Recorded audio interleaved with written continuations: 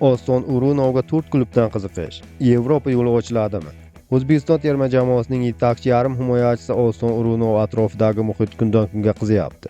Misrga qarshi o'yindagi ta'sirli o'yindan so'ng legionerning nomi xorijda yanada ko'proq tilga olina boshladi. Hozir esa Forsi ommaviy axborot vositalari tarqatgan ma'lumotlarga ko'ra, O'runov xizmatlariga bir vaqtning o'zida 4 ta yirik klub jiddiy qiziqish bildirgani aytilmoqda.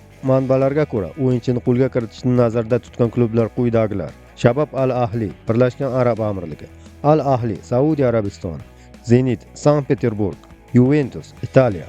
Ayniqsa Yuventus nomi atrofidagi ovozalar muxlislarda katta shov-shuvga sabab bo'ldi. Turin Grandining skautlari Ostonning o'yin uslubi, jismoniy tayyorgarligi va universalligiga alohida qiziqish bildirayotgani aytilmoqda. Agar Italiya klubi rasmiy taklif bilan chiqsa, bu O'runovning faoliyatidagi eng katta sakrashlardan biri bo'lishi mumkin. Shu bilan birga Birlashgan Arab Amirligi va Saudiya Arabistonining ikki yirik klubi ham futbolchini o'z safida ko'rish istagida.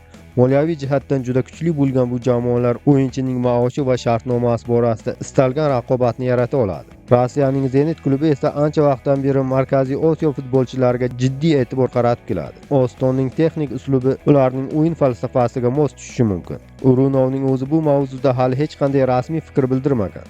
Biroq uning Misrga qarshi o'yindagi ishonchli chiqishi, o'tkazgan gollari va jamoaga qo'shgan ulkan hissasi klublar tomonidan jiddiy kuzatuv ostiga olinganini isbotlaydi. Hozirda barchasi ovoza darajasida, ammo bir narsa aniq: O'runovning transfer bozoridagi nufuzi kuchaymoqda va uning nomi endi xalqaro maydonda yanada yuqori baholanmoqda.